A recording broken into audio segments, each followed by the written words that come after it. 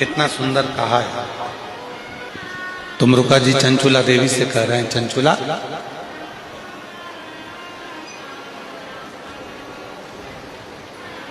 जैसे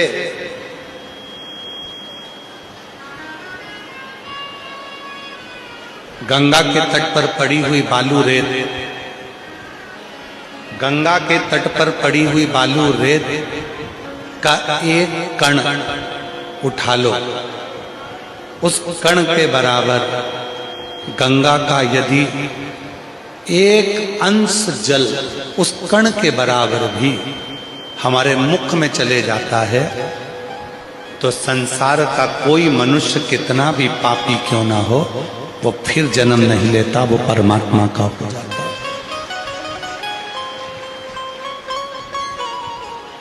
जरा विचार करिएगा, भीतर सोचे। इसको बढ़ा दे बाबा, अंदर के स्पीकर और बढ़ाओ, और जितने स्पीकर अंदर पंडाल में लगे उसको भी बढ़ाइए।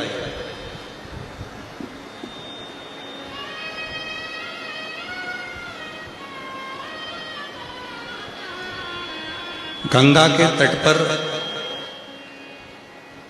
जो बालू रेत पड़ी हुई है और गंगा के तट पर पड़ी हुई बालू रेत का एक कण आप उठा लीजिए, बस अब मत कर कुछ भी उसमें। गंगा के तट पर पड़ी हुई बालू रेत का एक कण उठा लो, उस कण के बराबर गंगा का जल यदि हमारे मुख में गया तो पुनः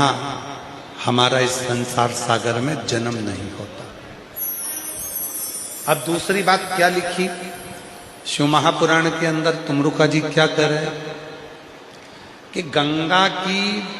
तट पर पड़ी हुई बालू रेत का एक कण के बराबर गंगा जल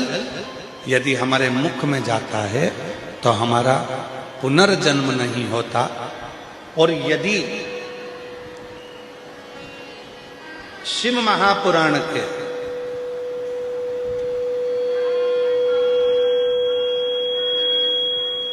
शिव महापुराण के एक अंश को भी संसार का मनुष्य अपने शरीर को धारण करने के बाद, मानव देह धारण करने के बाद मात्र एक अंश, 3 घंटा भी जाने दो, 1.5 घंटा भी जाने दो, आधा घंटा भी जाने दो, 15 मिनट भी जाने दो, 10 मिनट भी जाने दो, 5 मिनट भी जाने दो, 1 मिनट भी जाने दो, 1 मिनट का भी आधा जाने दो, और आधे का भी आधा जाने दो, और उसका भी आधा जाने दो, और उसके बाद जो एक अंश बच जाए, उस एक अंश में शिव महापुराण कथा के पंडाल में बैठकर कान में श्रवण में अगर एक शब्द भी पहुंच जाए तो वो जीव फिर जन्म ना लेकर शंकर का ही धाम में हमेशा हमेशा के लिए निवास कर, वो शिव के धाम में निवास करने लगा। वो भगवान शंकर का सेवक बनकर, भगवान शंकर का अपना बनकर, हमको भी ये बात बहुत बहुत अंदर से थोड़ी सी, हम जब शिव महापुराण की कथा को बार बार हम पढ़ते हैं, अध्ययन करते हैं, तो मन में प्रश्न खड़ा होता है। आप लोगों को होता है कि नहीं होता वो हम नहीं जानते, पर कई बार हमारे मन में प्रश्न आता है कि चंचुला देवी जिसका पति बिंदु चोर था, चोरी करता था, बिंदु वैश्यावृत्ति भी करता था, पर स्त्री का गमन करता था, दूसरी स्त्री के चक्कर में था, बिंदु जुआ भी खेलता था, बिंदु व्यसन भी करता था, गलत पान भी करता था, नशे में भी डूबा रहता था, बिंदु पर स्त्री का संग करता था, बिंदु चोरी भी करता था, दुनिया का जितना जितना बेकार काम है सारा वो बिंदु करता था। जब बिंदु इतना बेकार काम करता था तो उसकी पत्नी चंचुला पार्वती जी की सहेली कैसे बन गई? ये प्रश्न मन में बहुत खड़ता था।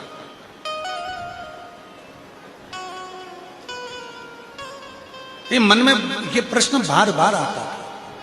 कि चंचुला देवी पार्वती जी की सहेली कैसे बन गई, सखी कैसे बन गई, कैलाश पर जाकर कैसे बैठ गई? तब 2 दिन से हम इस प्रश्न के उत्तर को ढूंढने का, अपने मन में आए हुए प्रश्न को ढूंढने का प्रयास कर रहे थे उत्तर को। तब जाकर आज मत्स्य पुराण में इसका उत्तर मिला। और मत्स्य पुराण में ये उत्तर मिला कि गंगा जी के तट पर पड़ी हुई बालू रेत का एक कण उठा लो और उस कण के बराबर यदि गंगा जल मुख में चले जाए तो फिर वापिस संसार में जन्म नहीं होता। और दूसरी बात लिखा कि कहीं शंकर के नाम को, शिव के मंत्र को या शंकर की कथा को एक अंश श्रवण कर ले तो वो जन्म तो नहीं लेगा पर शंकर का परम भक्त होकर उसी के धाम में निवास करने लगेगा। ये प्रश्न मन में ना जाने, हम तो कहेंगे दुधनाल गांव की भूमि में कुछ ऐसा प्रताप है, दुधनाल गांव की भूमि में कुछ ऐसा प्रताप है कि यहाँ कथा कहीं ना कहीं से ऐसी प्रश्न भी अपने मन में आता है और उसका उत्तर भी अपने आप भगवान निकाल रहे। बहुत दिन से मन में प्रश्न था कि चंचुला देवी ने ऐसा कौन सा पुण्य करा। तब समझ में आया कि चंचुला पहुंची थी काशी अपने पति के मरने के बाद।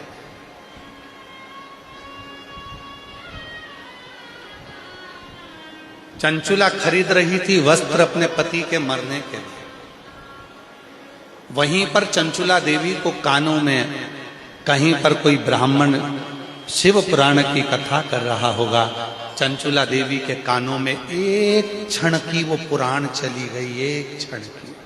कानों में। और चंचुला गंगा जी के जल से बाहर निकली, कपड़ा लेकर गंगा के जल पर गई, वहां से बाहर आ रही थी, पांव फिसल गया, मर गई और पार्वती जी की सहेली बन गई। एक क्षण, मात्र क्षण, एक क्षण।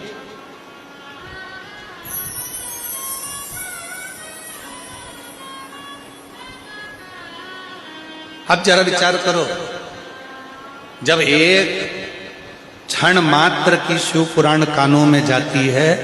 तो भगवान शंकर के धाम में हम उनके सखा, हम उनके पुत्र, हम उनके परिवार बनकर, उनके मित्र बनकर रहने लगते हैं। और आप सब